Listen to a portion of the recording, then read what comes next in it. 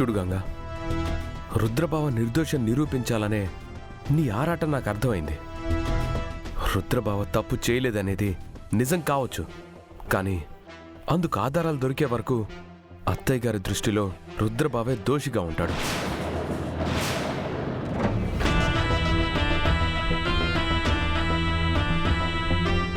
So ఆధారం లేకుండా case move అవ్వదు. అనవసరంగా మన ఫ్యామిలీ పరువు పోతుందే తప్ప దీనివల్ల ఏ ఉపయోగం ఉండదు.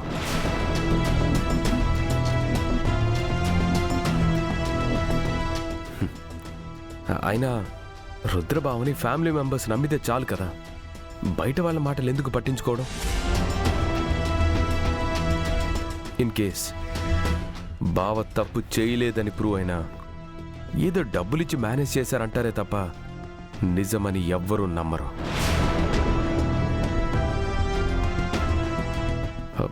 ఇదంతా waste of time. Me tensioning ఏంటో నాకు బాగా అర్థమైందన్నయ్య.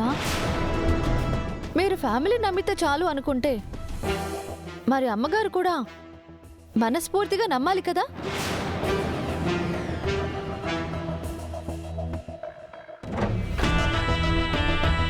ఇది వరకులాగా రుద్ర సార్తో ప్రేమగా ఉండాలి కదా. లేరే, కారణం ఏంటి? ఇంకా అమ్మగారి మనసులో సారే దోషి కాబట్టి.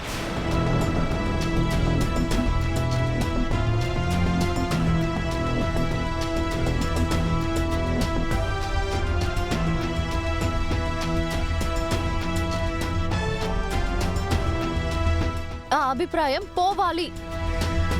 అది జరగాలి అంటే ఇన్వెస్టిగేషనింగ్ జరిగి తీరాలి.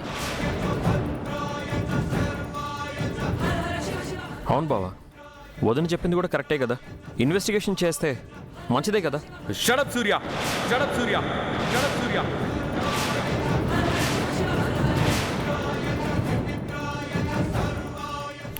హాఫ్ నాలెడ్జ్తో మాట్లాడుకో. ఇది చిన్న విషయం కాదు, ఫ్యామిలీ రెప్యుటేషన్కి సంబంధించింది. అరే, మీరెందుకు అంత సీరియసింగ్ అవుతున్నారు? సూర్య అభిప్రాయం చెప్పడంలో తప్పే ఉంది. You are right baby. వీరు, you know necessary shout to Surya. See, he feels. ఇదిగో, ఇలాంటి మిస్అండర్స్టాండింగ్స్ వస్తాయని ఇంట్లో ఇలాంటి ఇష్యూస్ రేస్ చేయొద్దు అని అనేది.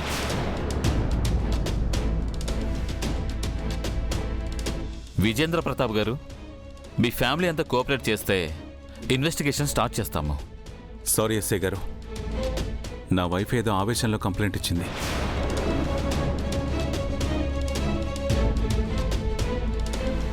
ఇప్పుడు ఆ కేసు రీఓపెన్ చేయడం, ఎంక్వైరీలు, ఇన్వెస్టిగేషన్లు ఇవన్నీ మా ఫ్యామిలీని స్ట్రగుల్కి గురి చేస్తాయి. అది నాకు ఇష్టం లేదు. దయచేసి మీరు వెళ్ళండి. గంగ కేసు విత్డ్రా చేసుకుంటుంది. సార్, ఇంకొక మాట కూడా మాట్లాడడానికి వీల్లేదు. రుద్రప్రతాప్ గారు, sorry for the inconvenience. That's okay. Me duty మీరు చేశారు. Thank you. ఉంటాను సార్. ఎందుకు ఇలా చేశారు సార్? ఇంకెప్పుడు ఇలాంటి ప్రయత్నాలు చేయకు గంగా. పెద్దమ్మ పుట్టినరోజున ఈ ఇంట్లో ఎలాంటి డిస్టర్బెన్సెస్ ఉండకూడదు.